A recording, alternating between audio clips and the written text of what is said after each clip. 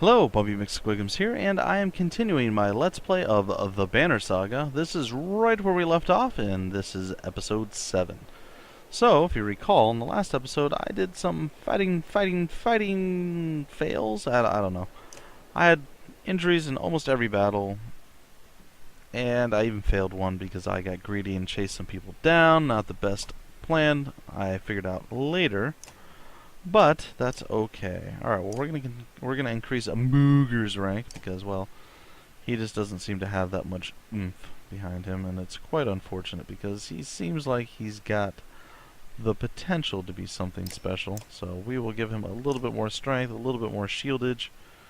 I'm not sure how they're getting through and doing as much damage as they're doing when they have so many. Or most of my people have such high shields. I just don't get it. But either way, everybody's leveling up rather nicely. The two humanoids are probably going to be the lowest level for a while because they're just so weak. They don't seem to have the power they need to actually accomplish much of anything. So it is what it is. So there you have it. We have leveled up. He's injured for 3 days. Unfortunate, but it is a reality that we're just going to have to accept.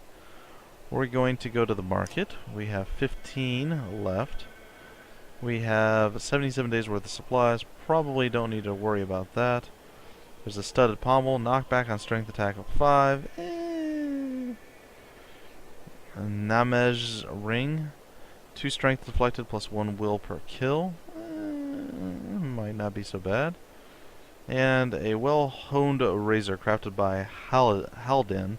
Known for a steady hand, calm presence, and will to exceed limits. Plus 3 will on rest. That has some potential as well. The winner of this is going to be, obviously, the ring. But, unfortunately, the only thing we can afford is that, and it doesn't seem like that's all that useful. So we're going to buy nothing right now. I mean, the knockback seems like it's got some potential, but to what end, right? It doesn't look like we're going to be able to go back to anything, so future reference, guys, if you have the renown to spend on items and you come to a market, definitely do so. You hear a shout echo on the wind, a standard Varl greeting. A caravan of Varl are heading your direction, probably a few hundred in total. You meet them halfway. Alright. Fasolt. You must be with Vognir. Vognir didn't make it. You're serious? It's getting grim out here, but didn't expect that. You're flying the Schlid banner. What's happening? Isn't Ulfar in charge there? I'm Fasolt. Ulfar's still in Schlid, in case he needs to be. He sent me to meet a Vognir. Well, you. We've seen nothing happening in Schlid yet. What do you mean? No dredge. They never came through Schlid. They're all pouring out of Ridgehorn. We only just found out about it. One group went that way, we came here. Ridgehorn, the fort on the bay? The place has been abandoned for hundreds of years. Yeah, maybe that's why they're there. By all accounts, it looks like another damned invasion. Ludin forces his way into the conversation. Wait a godless minute. What did you do? Careful now. You be careful. What did you start? You think men don't remember history? The long banner hangs in Arborang. The Second Great War nearly screwed us all. What did you do this time? Who the fan is this? Nobody. Take him and go to Grofheim. We'll meet you later. Shut your mouth, Ludin, or I'll smash your face in. Oh, he's nobody. No one to worry about anyway. Ludin's head swivels in your direction, eyes wide. He seems uncertain whether to be insulted or threatened. What orders did Ulfar give you, Fasolt?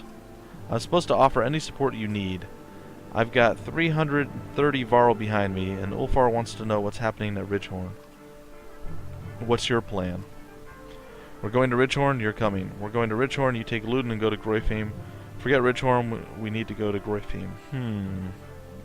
I think I'm going to go with the more risky route. I'll have my Varl fall in line with yours. They're yours to command, Hakon, sorry. Are you insane? He just said an army of dredge are pouring out of that fort. Go on to Grofheim, then, Prince. Having your blood on my hands would be worse than doing nothing. This shuts Ludin up for a moment. You can see the battle raging in his head. He looks desperate for safety, but he didn't expect to flee like a coward. He expected you to come along. He glances at his men. We're already this far. If this is the Varl's doing, I'll know of it, and so will my father. Besides, you need my help and my fighters. If I go, so do Yrsa and Bersi.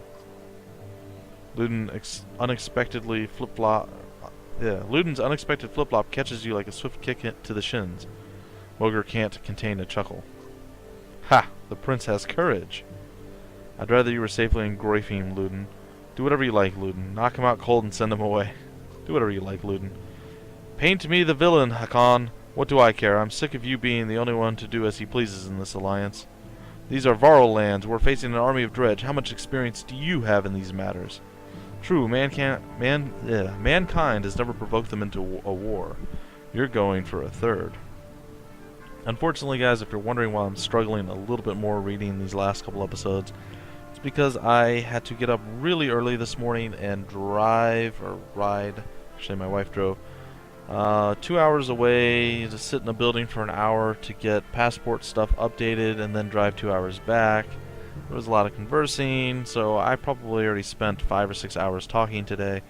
My throat's quite a bit sore. Things are just a little bit more difficult than they normally would be, and I'm tired, so I apologize if I'm a little bit less energetic and super amazing than I normally am, but it is what it is. Alright, back to Ludin. Is taunting the dredge into genocide a game for your kind? Walk away, lay the prince flat and send him off to Grofheim. I'm just gonna walk away. I'll be nice. You curse and threaten pandemonium. The prince has chosen to be no responsibility of yours. If Ludin stays, so do Fasolt's warriors. They join the caravan.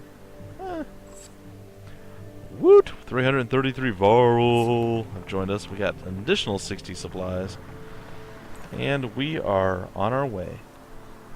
Mogr finds you, this time in a hurry. I found out what's wrong with the sick Varl, he says, clutching his gut. Ate some of it myself, he says. Food's not poison, but it is spoiled. Bad fish and, getting more so. Wish I didn't just think about that. We must have got it from the merchants back near Vetterfell. He says, mixed it in with the good stuff. Could have messed up as much as half of our supply. What do you want us to do? Dump only what we know is tainted. Dump everything that could be unsafe. Do nothing. Dump. Well, we just got an influx.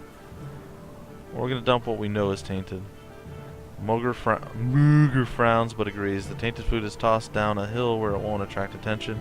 He reports back, taken care of, but we got more ill fighters than before. At least 40 at the moment. What do you want to do about them? Tell them to avoid fighting until they recover. Tell them to tough it out. Send them back to Strand.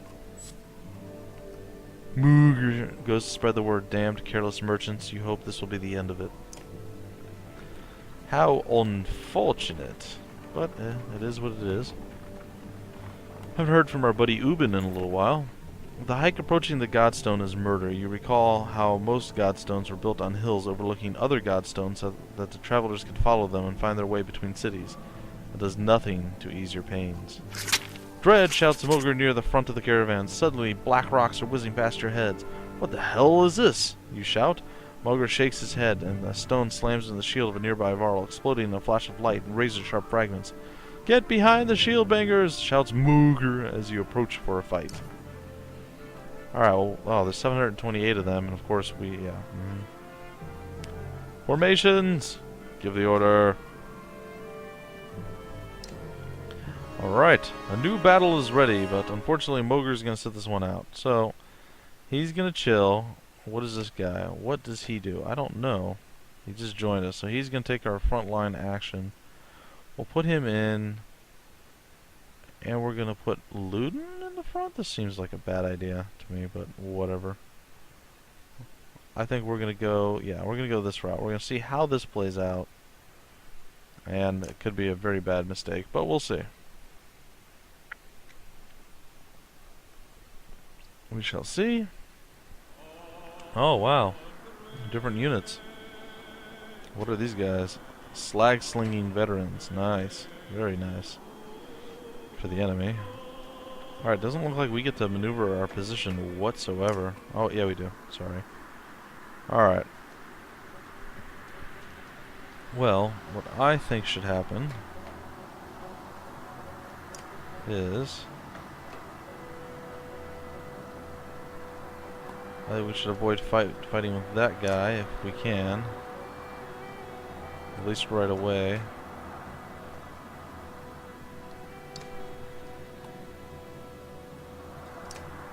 They're gonna close with us. Alright, we're gonna give this a shot and see.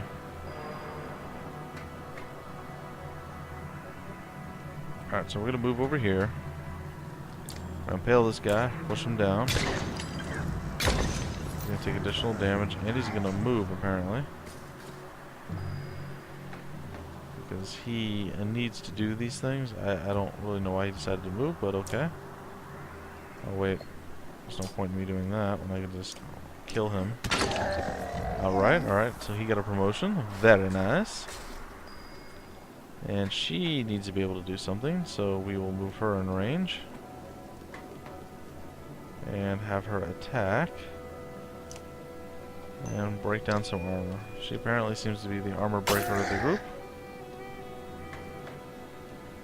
And I'm waiting for some damage coming my way, and indeed there was. I think I need to close with these people. I don't think I can sit around and wait. Well, looks like I'm just gonna have to man fight, and apparently enough to kill it. So there we go, a little bit of bonus damage done.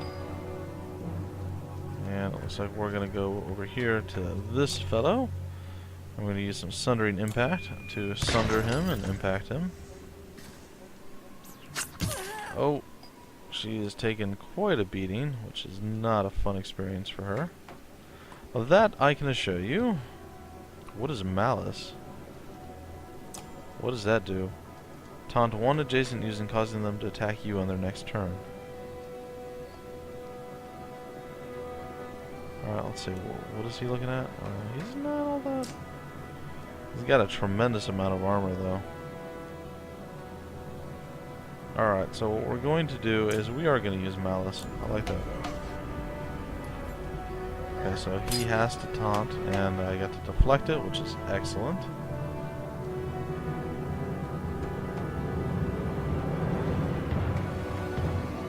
I close with this guy. I'm going to do my normal impale move.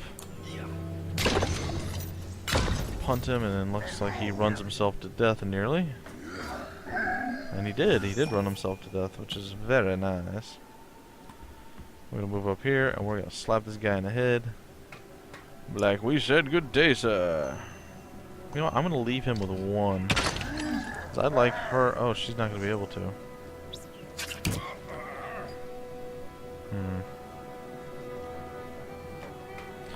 Maybe she can. Let's see if we can do some smoldering gunk this way and burn him out that way. Oh, there we go. Very nice. Siege archer, so she finally got a kill.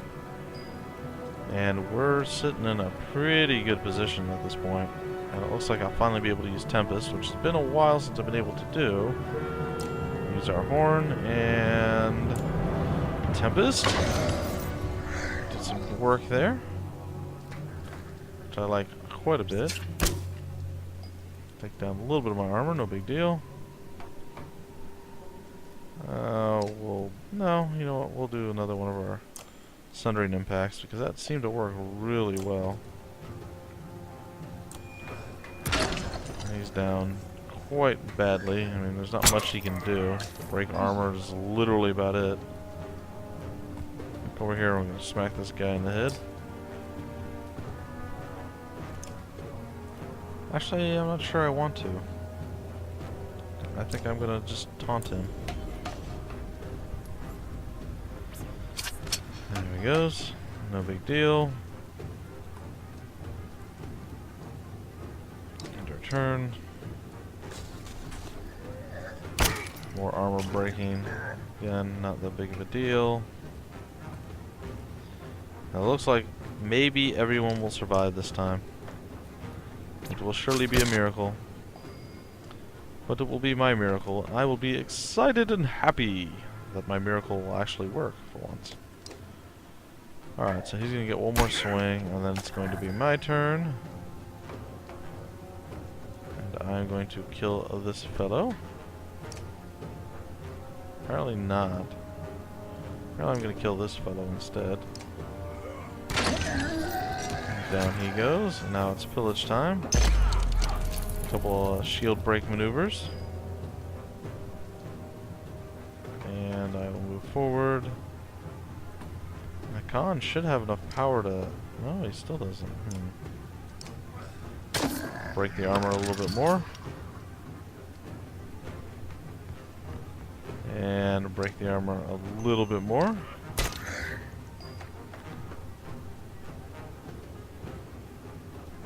And... let's see, what if we move here? Extend our turn. This fellow in the way.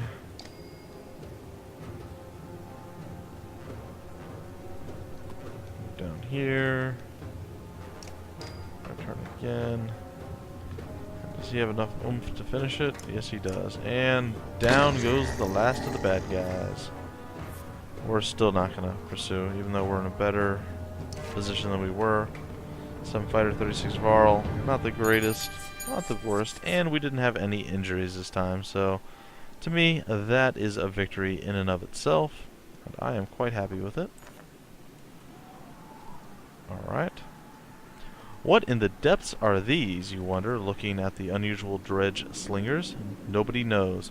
Without warning, a deranged, half-dead slag stumbles out of brush, throwing itself upon the yaks attached to the treasure cart. Surprised, Varl pull weapons, but not before the whole cart slides off slick rock and a sheer drop. Stopped suddenly by a low growl. The enormous metal wagon dangles precariously off a cliff. From the end swings a confused yaks, still tied to its reins. On top, the dredge hangs on tight. Keeping the whole thing from plummeting over the side is Gunnulf. One hand white-knuckling the cart, the other wrapped around a tree trunk. Ah, I'm so sorry, guys. Tell Gunnulf to let go. Try to help Gunnulf haul the cart back up. Try to knock the dredge off.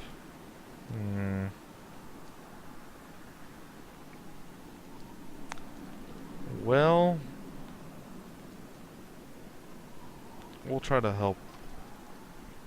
You grab the cart and pull. You barely make any ground when the tree he's holding onto tears from the ground, dragging you with terrifying force toward the edge.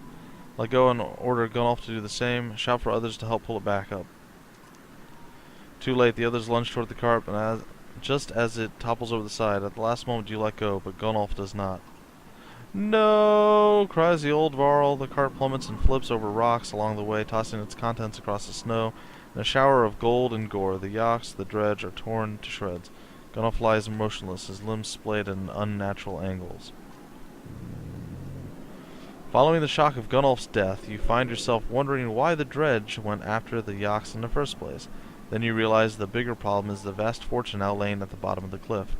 Cliff. Nothing for it. There's no time to stop now. Your call, Ubin.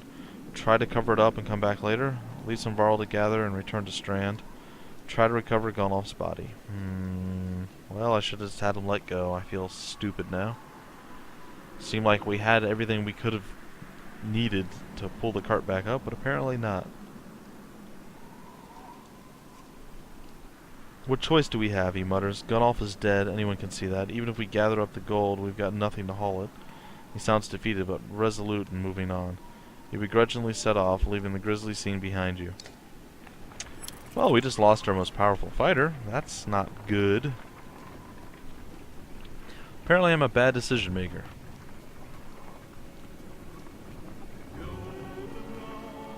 And I suppose that's just part of the game. You have to make tough choices, and, well, if you make the wrong ones, you lose.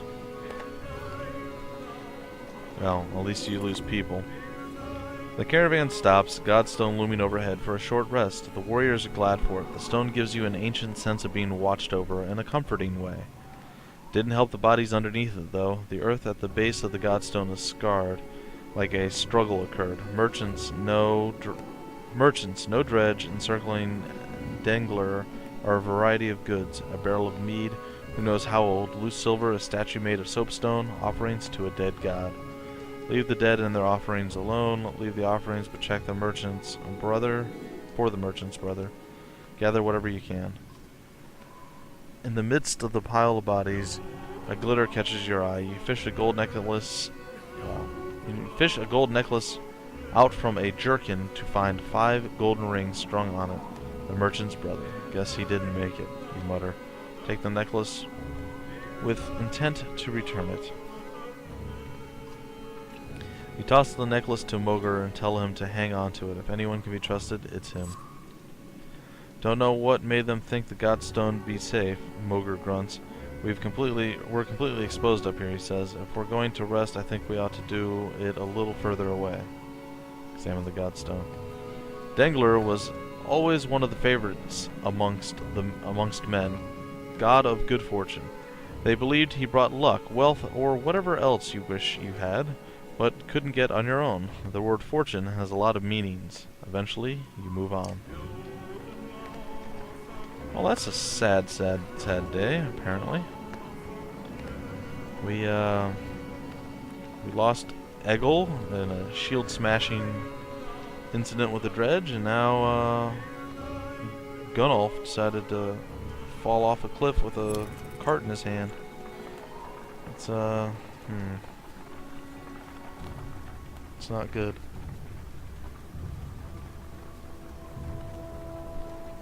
It is not good at all. In the distance you see smoke rising from the trees. Dredge aren't known for setting fires, says Mogr, but it does get their attention. We'd use fires like that to lead them along in the Great Wars. Yeah, but they wised up to that after a while, interjects another warrior. Or it could be someone trying to get our attention, claims Fasselt. The other group from Schlid were sent this way. No matter how you look at it, investigating will cost time. Not worth the risk. Keep moving. Send some Varl to take a look. Check it out yourself. The sounds of fighting ahead compel you to crash through the foliage. Sidestepping Varl and dredge bodies along the way, you burst onto a scene of carnage. A vast number of Varl surrounded by dredge. Explanations can wait. You charge into the fight. Alright, so we're going to man up and do some damage here. Fortunately, we lost our boy, and that sucks really bad. Alright, so what we're going to do is we're going to get Mogr back up to the front lines. And I think we're going to go this route. I think that's going to work. Actually, I still think we should keep Ludin at the front in the turn order, but whatever. Really, that's it? Oh, okay. Well, like, just those 2? No, there's quite a bit more. Alright. So...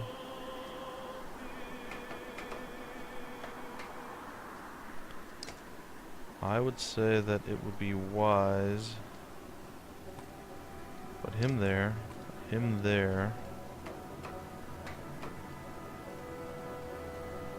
And I'll put this guy here. Actually, swap with him. With him there. With him there.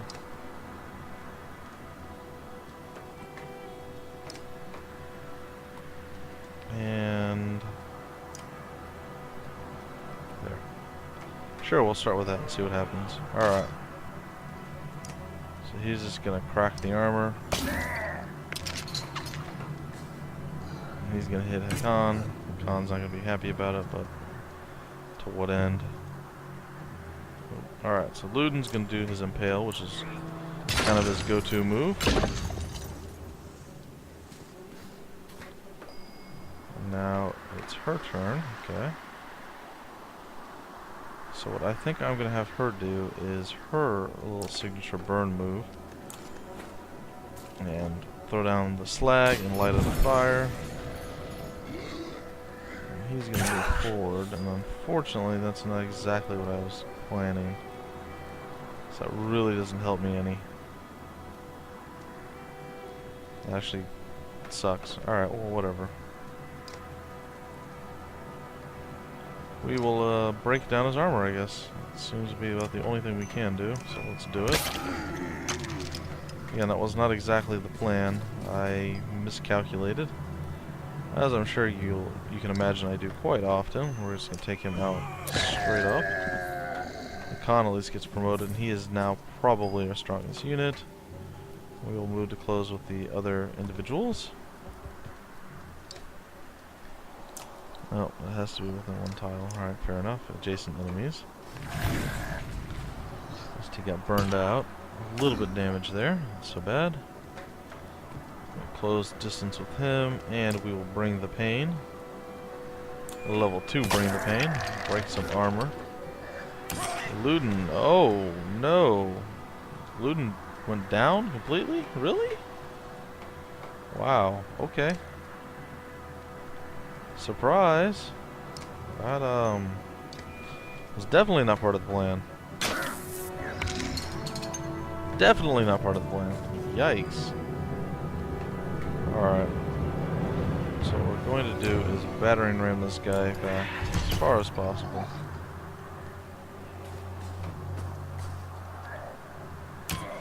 As we try very, very hard to close with some individuals here. Sundering impact. Take him out. Hakon's going to take a little bit more damage. I'm going to try to close with him with this guy still. Seems to be a little bit out of position. No, don't kill her. Oh, no. Wow, both humans got dropped in one swing from that guy. That is just terrible. Alright, well, at this point, who do we want to bring the pain on? I think we want to bring the pain on this guy.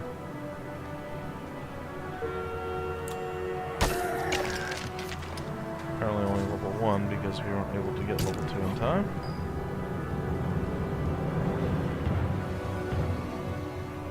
And we'll try our shield battering ram.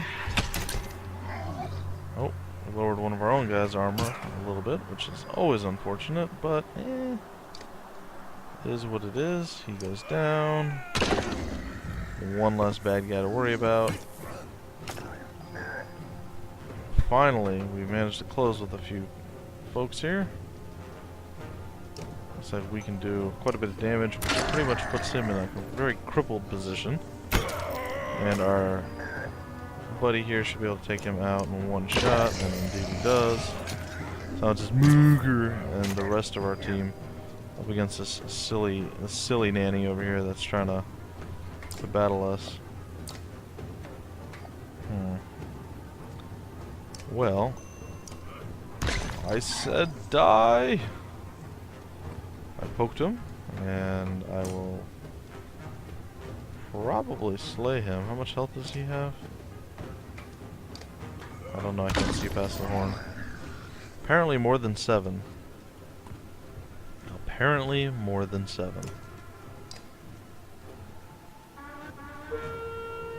Alright, so we're going to close with him. And we should be able to finish him. Oh yeah, easily. And he is done for. And that is a victory. Sadly, our humans are proving to be about as worthless as I assumed they would be. Which is kind of ironic because our more human-filled army seems to have the Varl that keeps dying every mission. But, of course, he does soak up all the damage at the beginning, so I can see it both ways. As the fighting wraps up, one of the Varl puts his axe away and puffs on a pipe. Hakon, he greets you. Glad you saw our signal. He explains that they had come from Schlid and were surrounded. He spotted you in the distance and lit a fire to draw your attention, at the risk of drawing the dredge as well. Back at the caravan, their sizable detachment joins your ranks.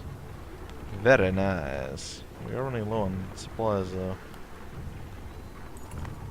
Moger comes to you privately. I've seen some of the warriors disappearing, he says. At first, I thought it was my imagination. Now I'm certain several have just gone missing. Mostly men, but some Varl too. Can't quite figure it. If it's an abandonment, you can't let it stand. Have Moger question the ones who have returned. Demand answers personally. Make an example of a few. Ask Ludin if he knows anything about this. Have Moger watch and follow anyone else. He agrees, but worries about leaving the caravan unattended. You assure him it'll be fine. By the next day, you haven't learned anything more, and you have to push on. That is unfortunate. I think we may make camp soon if they don't do it already. Your warriors demand a break. You halt the caravan with a sigh, but in all honesty, you're starting to feel the altitude and weariness yourself. Mooger leans on a fallen tree, fiddling with a crust of bread. Getting colder, he says, staring into the distance. You can see Ridgehorn just starting to peek around the mountains. A flock of ravens float across the clear sky toward the fort. We should follow those birds. Why? That's the plan, isn't it? Are you okay? Why? Without another word, Mogger starts running toward the birds and tumbles over the cliff. Suddenly, he's gliding through the air, flapping his arms for all they're worth. He swoops toward Ridgehorn before bursting into flames and plummeting into the tower, which crumbles like a log from a smoldering campfire.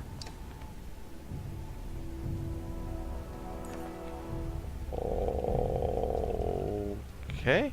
You think you've lost your mind, then you wake up. You don't remember setting up camp or falling asleep in front of crackling logs. What is going on, you mutter. Mooger approaches you at the campfire. Hakon, did you see? He starts. Yeah, you both agree to keep it to yourselves. Weird. But, regardless, that is going to end our wonderful, fun episode number 7 here of the Banner Saga. It has been a fun episode. Apparently, I'm still bad at making decisions, and apparently bad at keeping my humans alive now. Very bad host, being a Varl ambassador and all. But, hey, we're winning the battles. I'm learning the game. The game is progressing rather nicely, and, you know, this is one of those games where you make choices, and you really lament the ones that you make wrong. Like, I am really unhappy that I lost Gunnulf, and I'm really unhappy that I lost Eagle, or Eggle, or whatever his name was, as well. It makes me quite sad, because I would love to have multiple characters I can swap in and out. I don't have to worry so much about resting and keeping injured units out of the fight. I mean, this game has a lot of depth, a lot of variety, and I'm really liking it. I just wish I had whatever's going to click, whatever's going to, you know, boom, I understand everything, I know how every fight should go. I'm waiting for that to happen, and I'm hoping it happens soon because, well, I don't feel I'm doing all that fantastic right now. Either way, guys, thank you for joining me. My name is Bumpy McSquigums, and I will see you in episode 8.